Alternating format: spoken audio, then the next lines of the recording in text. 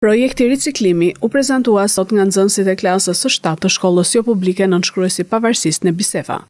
Nxënësit me anë të këtij projekti tregojnë rëndësinë e riciklimit, që është një nga mënyrat më të mira për të mbrojtur mjedisin nga mbeturinat e botës moderne ku jetojmë. Mbeturinat krijojnë kërcënime ekologjike, të cilat ndikojnë edhe në shëndetin e jetesës, komunitetit, familjeve dhe individëve. Prandaj është e nevojshme mbledhja, ripërpunimi dhe përdorimi i tyre. Ose përfutime të mëdha për shoqërinë, nga sfidët më të mëdha që ne përballemi është shkruajtja e mjedisit. Riciklimi është një mënyrë më të mirë për të mbrojtur mjedisin. Çdo ditë ne krijojmë shumë mbeturina, edhe nëse nuk e menaxhojmë ato si duhet, ato ndosin natyrën.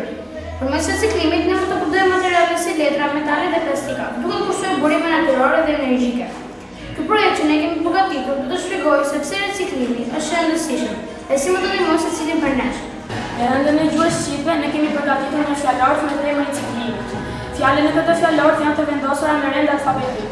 Ja ku është shpjegimi i disa prej tyre. Amballazh është mbështjellësi i produkteve që shpesh riciklohen. Dorllok është një material i padobishëm që riciklohet. Cikli jetësor është jetëgjatësia e çdo produkti deri në momentin kur ai është gati për të ricikluar.